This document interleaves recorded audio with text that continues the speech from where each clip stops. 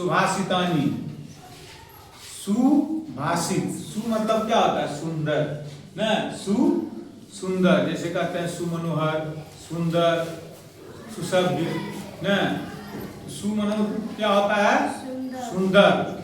और सुभाषितानि का वास्तविक जो अर्थ होता है वो होता है यह कि सुंदर वचन, मीठा वचन, और जो प्रेरित करने वाला हो, जो प्रेरित करने वाला हो, ज्ञान देने वाले हो, उसी को क्या कहते हैं हम?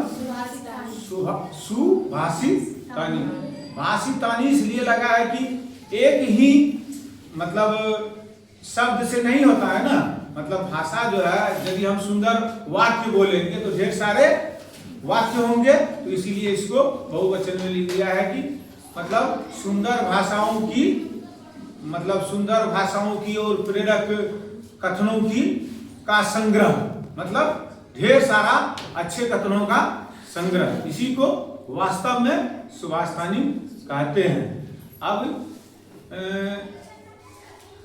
दिया है आपके बुक में, गुणा गुणेषु गुणा गुणा गुणज्ञेषु गुणा भवन्ति ते निर्गुणः प्राप्य भवन्ति दोषा।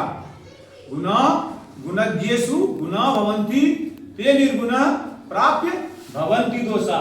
कहता है कि गुणवान आदमी को ही गुण देने से गुण होता है। गुणवान आदमी में यदि गुण दोगे तो गुण होगा भी, और तुमको धर्म भी होगा, और तुमको, यदि हम इसकी व्याख्या करेंगे तो इसका मतलब है उससे तुमको धर्म भी होगा। और यदि निर्गुण मतलब जिसमें गुण नहीं है उसको ज्ञान दे रहे हो तो वो ज्ञान क्या होता है?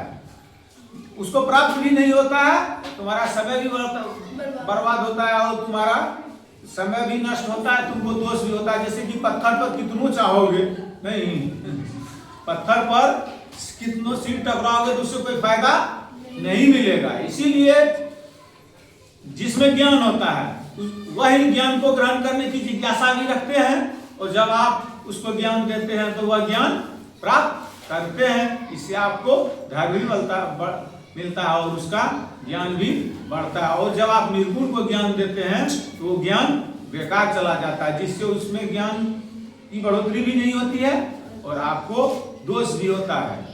उसके बाद कहता है सुस्वादु त्वया प्रभवन्ति नद्यः।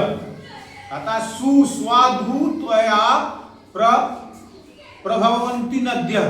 कहता है कि नदी कैसे, जैसे नदी का पानी जो है, नदी का पानी क्या होता है? मीठा होता है, पीने योग्य होता है। नदी का पानी क्या होता है? मीठा। जब तक वह नदी के रूप में बहते रहता है तब तक क्या होता है? मीठा होता है। लेकिन समुद्र महासाध्य, समुद्र में पहुंचकर भवंत पेया, मतलब वह पीने योग्य नहीं रहता है, वह पीने योग्य नहीं रहता है। तो कहने का तात्पर्य है कि ऐसे आदमी को ज्ञान देना चाहिए जिसमें गुण हो, तो गुण बढ़ेगा, आपका समय भी व्यर्थ नहीं जाएगा, आपको धर्म भी होगा। और जो निर्गुण को ज्ञान देने से कोई अर्थ नहीं है। हम लोग तो जानते करते हैं ना, भैंस घसंतन पेड़ घसंतन, भैंस के अलावा पानी नहीं। भैंस को कितनों घसेंगे तो क्या होगा? गोरा होगा? नहीं होगा, नहीं ना। तो कहता है किस प्रकार, जिस प्रकार जो है कि मतलब नदी का जल जो है वह क्या होता है? मीठा होता है। एक नदी दूसरे नदी में भी मिल जाता है तो क्या होता है? मीठा होता है। और लेकिन जब सब ही जाकर के समुद्र में मिल जाते हैं तो वह पीने योग्य नहीं रहता है। इसका ये अर्थ नहीं है कि समुद्र महान नहीं है, पर पीने योग्य पानी उसमें नहीं रहता है। इस का मतलब है कि गुण का संगम गुण से ही हो सकता है, निर्गुण से नहीं। उसके बाद कहता है साहित्य संगीत कला विहीन। साहित्य मतलब ज्ञान, साहित्य, संगीत मतलब गीत, और कला के विहीन। विहीन मतलब होता है क्या? जिसके पास नहीं होता है, जिसके पास नहीं होता है। वह कैसा होता है? साक्षात पशु पूछ विषान हीन। वह ऐसा पशु के समान होता है जिसको पूछ और सींग नहीं होता है, जिसको पूछ और सींग नहीं होता है। यदि पूछ और सींग किसी को नहीं होता है तो वो पशु कहलाएगा? ना किसी को मान लो सिंह नहीं भी होता लेकिन पूछ तो होता है। ऐसा पशु देखे हो किसको पूछ नहीं होता है, हैं? लगभग को होता है। तो कहता है वह कैसा साहित्य संगीत और कला के विहीन व्यक्ति कैसा होता है, जो पशु तो होता है मगर उसे सिंह और पूछ नहीं होता है। नहीं, तृण नो खादन रूपी जीव माना, जबकि वह अन्न नहीं खाता है। अब घास, तृण मतलब घास होता है, घास नहीं खाता है, फिर भी वह क्या है, बहुत बड़ा पशु ही है, बहुत बड़ा पशु ही है। उसके बाद हम लोग जानते हैं कि हम लोग कई दिन पढ़े हैं नहीं कि क्या जैसे हम लोग अपना गुण बढ़ाएंगे, गुण बढ़ाने के लिए हमको क्या करता है, मेहनत करना पड़ता है। हम लोग पढ़ते हैं कि सुखातिना कुतो विद्या नास्ति विद्यार्थिना सुखम, सुखार्थी व त्यजेत विद्या विद्यार्थी व त्यजेत सुखम। सुख चाहने वाले को विद्या का त्याग करना पड़ेगा, नहीं, विद्या चाहने वाले को सुख का त्याग करना पड़ेगा। नहीं, सुखातिना कुतो विद्या नमस्ति विद्यार्थिना सुखम। सुख चाहने वाले को विद्या नहीं, विद्या चाहने वाले को सुख नहीं, सुख चाहने वाले को विद्या का त्याग करना पड़ेगा या विद्या त्याग करने वाले को सुख का त्याग करना पड़ेगा। इसका अर्थ ये कदापि नहीं है कि अब तुम दुखे में तुम्हारा जीवन बीत जाएगा, मतलब मेहनत करना पड़ेगा। नहीं, विद्यार्थी होने का मतलब ये नहीं है कि तुम्हारा दुखे में जीवन बीत जाएगा, लेकिन मेहनत करना पड़ेगा, मेहनत करना पड़ेगा। और देखो कभी कभी क्या होता है कि विद्यार्थी को जैसे हम कहते हैं, कभी दंड देते, मतलब दंड नहीं, कुछ बात कह देते हैं, अनप शनप कह देते हैं, तो लगता है उसे कि बहुत कटु शब्द सर बोल रहे हैं।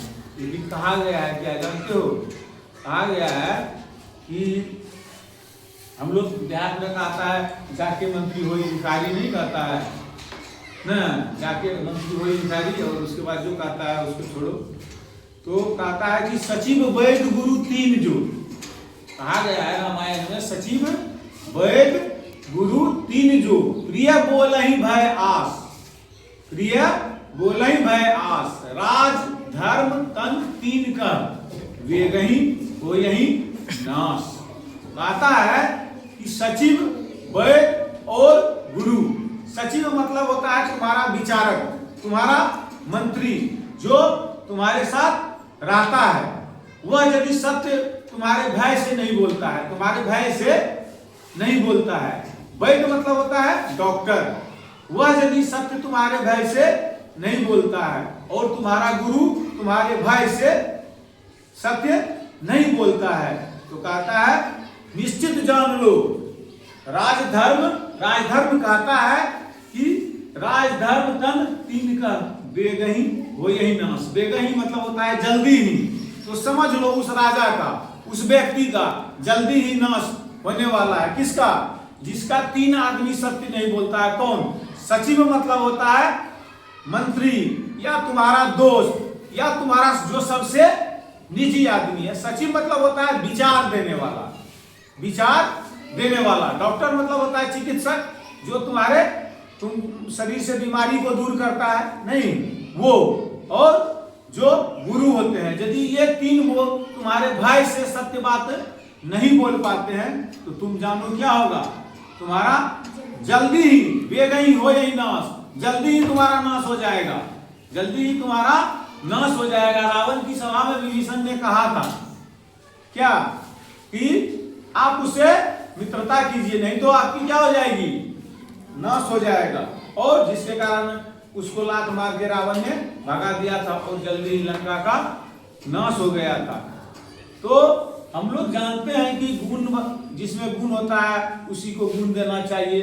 अर्थात यहाँ हम आप लोग विद्यार्थी हैं, नहीं तो आपको क्या करना होगा कि गुण को मतलब अपना जो गुण है उसमें सुधार करना होगा, नहीं अच्छा गुण लाना होगा। फिर इस अर्थ में भी हम समझ सकते हैं कि अब पढ़ रहे हैं, हमको तो थोड़ा मेहनत करना होगा, नहीं हम फिर जानेंगे, नहीं थोड़ा जानेंगे फिर सर बताएंगे, फिर आगे जानेंगे फिर बताएंगे, नहीं अब कोई जानना ही नहीं चाहेगा, कुछ करना ही नहीं चाहेगा। आए और गए, उसका कभी क्या होगा, कभी भी उसका ग्रोथ नहीं होगा, कभी भी उसका विकास नहीं होगा। आपको कभी इस बात से नहीं डरना चाहिए कि कौन क्या करता है, कौन क्या करता है। आप अच्छे करते हैं तो आपको अच्छा ही फल मिलेगा, क्योंकि कहता है कि लुब्धस्य नश्यन्ति यशः, लोभी का क्या होता है, नश्यन्ति यश, जस नाश हो जाता है। पिशुनस्य मैत्री, दुष्ट की, लोभी का दुष्ट की मित्रता जो होती है, मूर्ख की मित्रता, वह भी जल्दी ही नाश हो जाता है। कुलमर्थ परस्य धर्म, नष्ट क्रियस्य कुलमर्थ परस्य धर्म। नहीं, उसके बाद क्या होता है, अधर्म करने से क्या होता है, तुम्हारे कुल का नाश हो जाता है।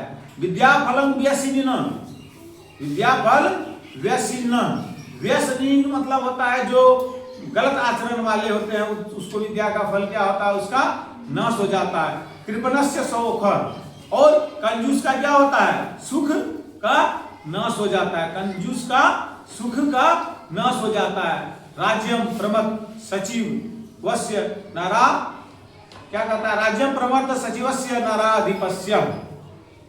लापरवाह व्यक्ति का क्या होता है, जिसका सचिव लापरवाह होता है उसका क्या होता है, और राजा लापरवाह होता है, जो लापरवाह होता है उसका राज्य का भी नाश जल्दी ही हो जाता है। कभी कभी तुम देखोगे कि तुम किसी का बहुत अच्छा काम किए हो ना, किसी का, यदि तुम किसी का हाथ कटने से बचाए हो तो तुम्हारा उस हाथ से गला काटने का प्रयास करेगा, समझे। यदि पैर बचाए हो तो कमर काटने का प्रयास करेगा, लेकिन उससे तुम्हारा कुछ होगा नहीं। तुमको अपने अच्छा बनना है, अपने अच्छा करना है। तुम्हारे लिए यदि भगवान है तो वो बैठा हुआ है, वो सत्य को देख रहा है, नहीं, वो सत्य को देख रहा है। यदि भगवान नहीं है तो पाप पुण्य कुछ होता ही नहीं है, नहीं। यदि भगवान है तो पाप पुण्य होता है, तुम अच्छा कर्म करोगे तो उसका अच्छा ही फल मिलेगा। तो गीता में कहता है कि तुम फल की चिंता, कर्म करो, फल की चिंता नहीं करो। हमारे बस में कर्म है, फल हमारे बस में नहीं है। हमें अच्छा कर्म, ऐसा नहीं कि वो एक मुनि की कहानी है, तुम लोग सुने होंगे कि एक बिच्छू था, वह क्या करता था, एक बिच्छू था, वो पानी में चला जाता था डूबने के लिए। तो वो मुनि क्या करते थे, उसको हाथ पर लेकर के फिर ऊपर में दे देते थे।